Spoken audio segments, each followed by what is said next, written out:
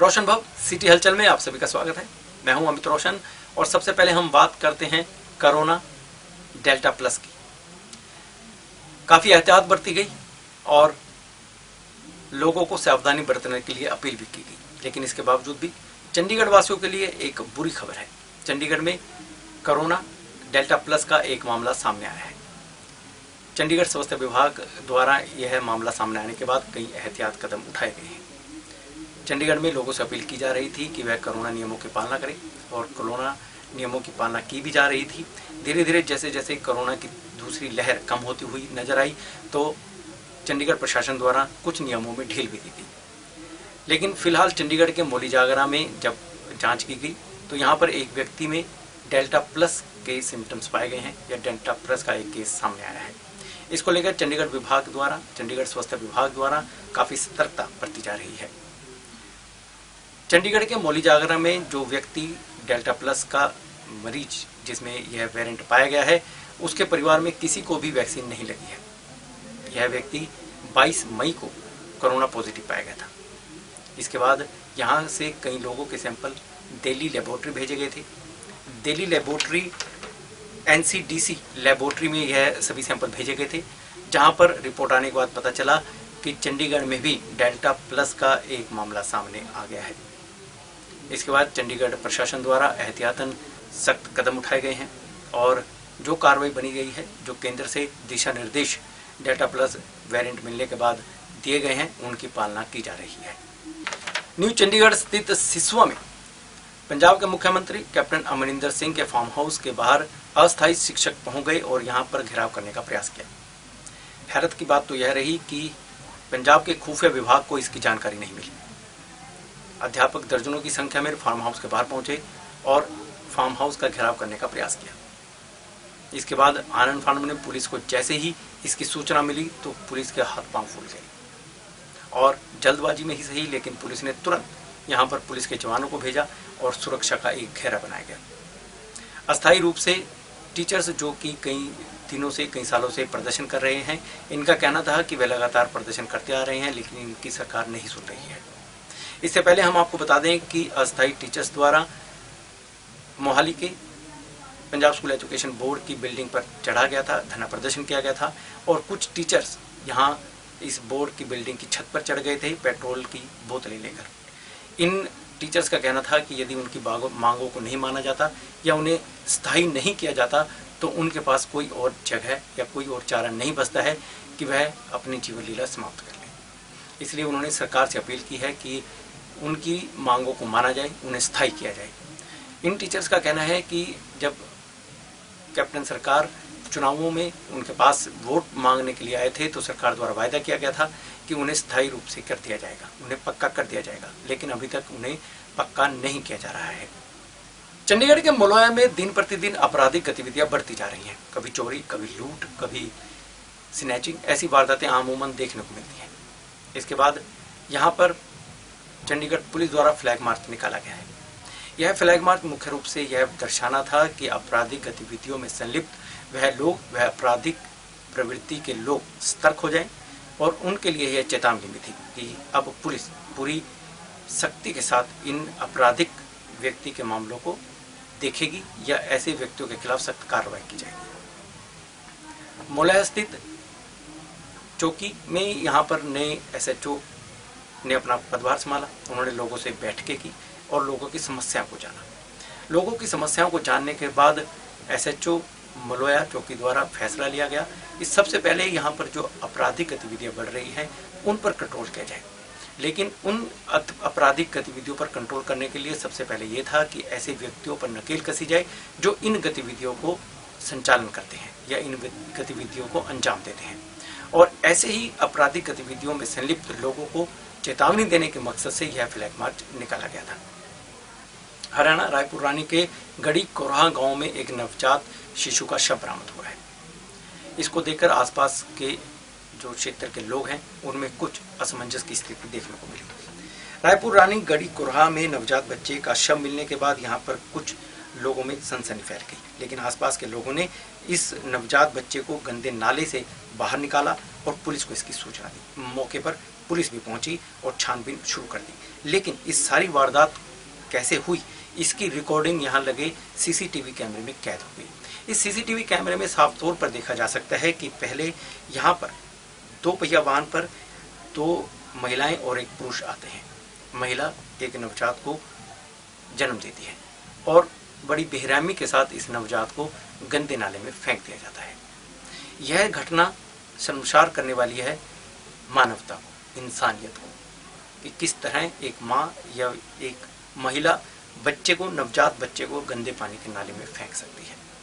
बहरहाल यह सारी जब टीवी में वारदात कैद हो गई, इसके बाद जब सुबह स्थानीय लोगों को इसका पता चला तो इस नवजात के शव को बाहर निकाला गया और पुलिस को सूचित किया गया और पुलिस ने बनती कार्रवाई करनी आरंभ कर दी। वहाँ सूचना मिली थी, ग्रामीणों ने सूचना दी थी कि यहाँ पे एक मानव का भ्रूण यहाँ एक नाले के अंदर पड़ा है, जिसकी सूचना के पर वहाँ से पुलिस आई है मौके के ऊपर। यहाँ से पूछताछ करी गई और सीसीटीवी कैमरा की फुटेज ली गई है और जो वहाँ मौजूद आदमी थे उनके बयान पूछताछ करी गई है। उसके बाद तफ्तीश जारी है, ये पता लगाया जाएगा। सीसीटीवी में क्या कुछ नज़र आ रहा है आपने देखा? सीसीटीवी में तो एक ही नज़र आ रहा है कि 2 लेडीज़ आई हैं, एक मोटरसाइकिल के ऊपर आई है और भी मोटरसाइकिल नंबर साफ नज़र नहीं आ रहा, तो पता करके कार्रवाई करी जाएगी। बच्चे को निकाल के डब्बे में रखा गया ग्रामीणों की मदद से। अब इसको आगामी कार्रवाई के लिए अपना सिविल हॉस्पिटल ले जाया जाएगा। 26 जून के दिन किसानों द्वारा आंदोलन किया गया और राज्यपाल को ज्ञापन सौंपा जाना था, जिसको लेकर के चंडीगढ़ पुलिस द्वारा कुछ प्राथमिकताएं या एफआईआर किसानों के खिलाफ दर्ज की गई है। इसके विरोध में किसानों का कहना है कि उनका प्रदर्शन शांतिपूर्ण ढंग से हुआ था और इन प्रदर्शनों को देखते हुए उनका यही प्रयास था कि शांतिपूर्वक ही प्रदर्शन रहे। यहाँ पर पुलिस ने भी उनके साथ कुछ नियमितताओं का उल्लंघन किया। किसानी नेता प्रेम सिंह भंगू ने कहा कि उनका मार्च शांतिपूर्ण रहा, कोई विराम नहीं लगा, लेकिन किसानों के खिलाफ गंभीर धाराओं के तहत प्राथमिकता दर्ज की गई है। चंडीगढ़ के 5 थानों में यह एफआईआर दर्ज हुई है। यूनाइटेड किसान मोर्चा इन मामलों को लेकर आगे बढ़ेगा। इन एफआईआर को रद्द करवाने की मांग की गई है। वहीं बाकी नेताओं ने केंद्र सरकार को चेतावनी दी है कि आंदोलन पूरी तरह शांतिपूर्ण है और इसकी शांति भंग नहीं होनी चाहिए।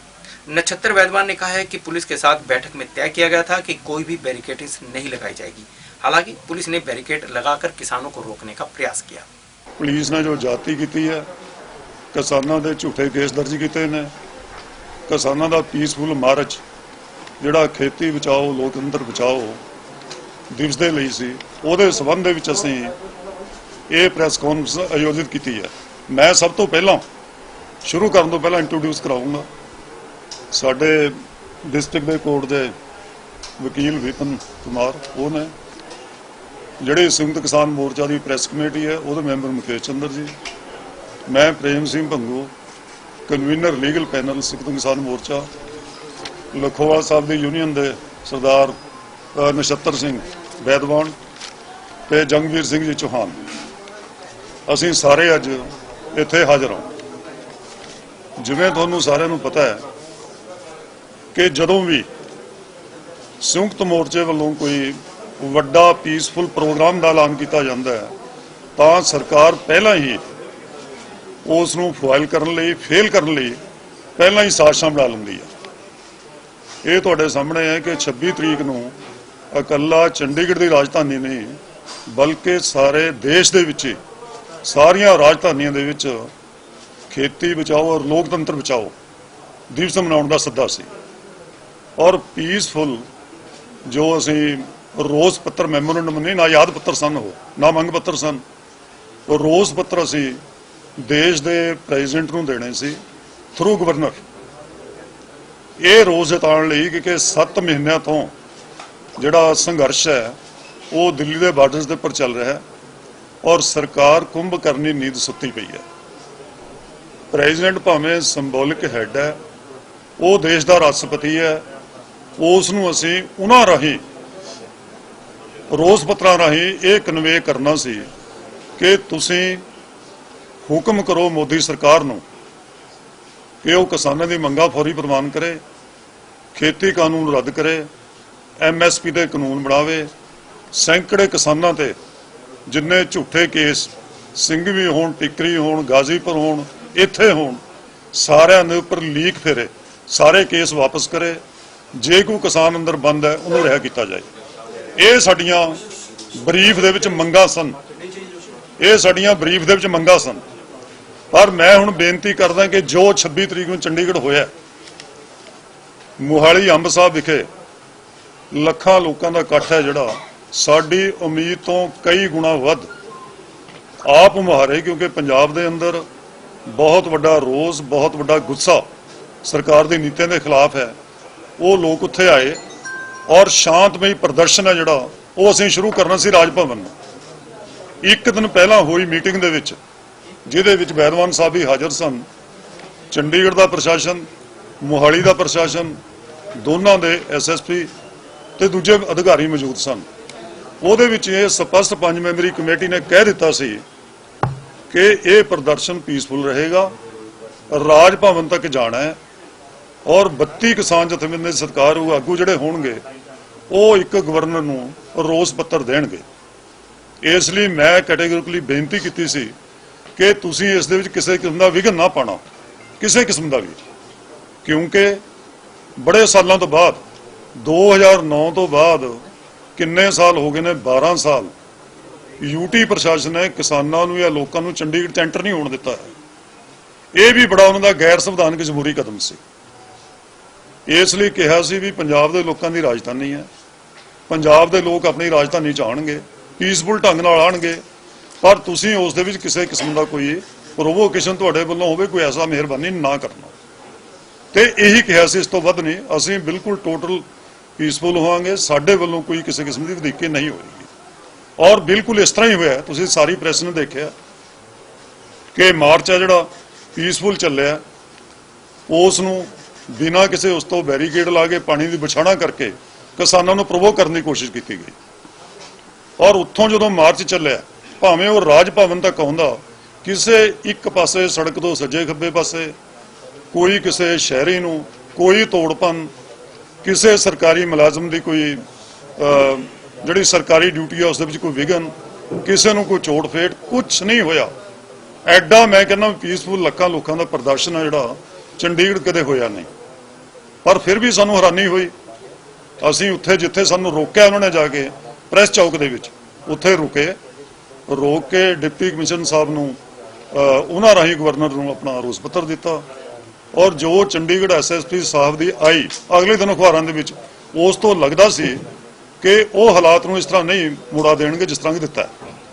उस तो ये लगता सी, उन्होंने बड़ा सोहना कहा भी किसानों ने बड़ा कोऑपरेट किया है और पुलिस मुलाजमान ने भी बड़ा मिलवर्तन दिता है, कोऑपरेट किया है। इस किस्म की कोई गल हुई नहीं है, तो बड़ा पीसफुल लंघ गया।